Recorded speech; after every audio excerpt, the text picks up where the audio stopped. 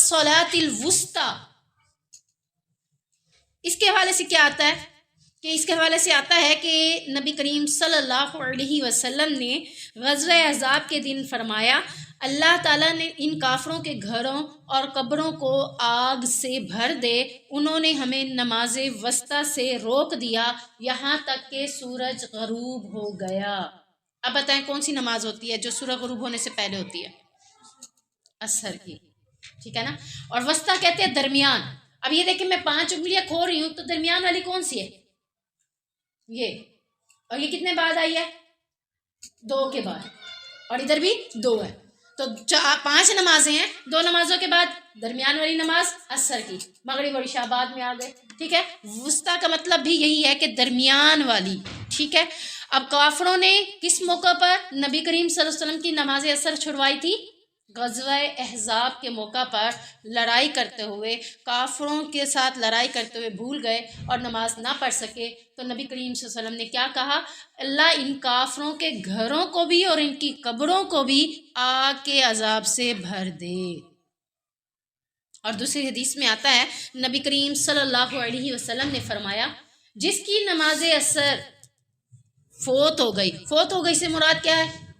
رہ گئی، نہیں پڑھ سکا، چھوڑ دی اس نے گویا اس کے اہل و عیال مال سب تباہ و برباد ہو گیا۔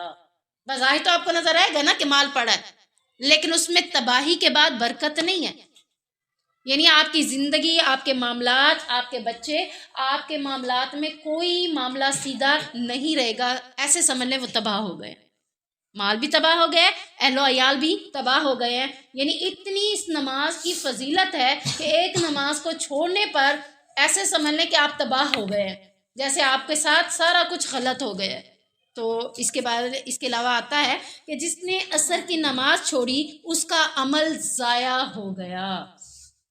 اب دیکھیں نماز عصر کی اہمیت بہت زیادہ ہے، ٹھیک ہے۔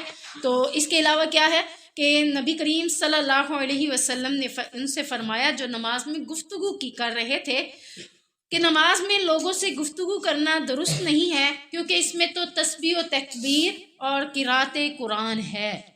یعنی اب یہاں سے پتہ چلتا ہے نماز میں کرنا کیا ہے، قرات قرآن کرنی ہے، تسبیح سبحان ربی العظیم، سبحان ربی الاعلیٰ، ان کو تسبیحات کہا جاتا ہے نا، اور تکبیر اور تحلیل، یہ ساری چیزیں آپ نے کرنی ہے، لیکن نماز میں گفتگو نہیں کرنی۔ وہ ان پڑھ تھے، انہیں پتہ نہیں تھا کہ نماز کیسے پڑھنی ہے، تو شروع میں جب انہوں نے صحابہ نے نماز شروع کی پڑھنی تو نماز میں باتیں بھی کر لیتے تھے، تو بعد میں جب انہیں کہا گیا کہ نماز میں باتیں کرنا کیا ہے؟ منع ہے، گفتگو نہیں کی جا سکتی، تو انہوں نے پھر کیا کیا؟ گفتگو کرنے سے اپنے آپ کو روک دیا۔ اسی طریقے سے نبی کریم صلی اللہ علیہ وسلم کو جب نماز میں سلام کیا جاتا تو آپ سے صحابہ نے پوچھا کہ آپ کس طرح جواب دیتے تھے؟ بلال رضی اللہ تعالیٰ عنہ نے کہا کہ ہاتھ کے اشارے سے جواب دیتے تھے، منہ سے کچھ بھی نہیں کہتے تھے۔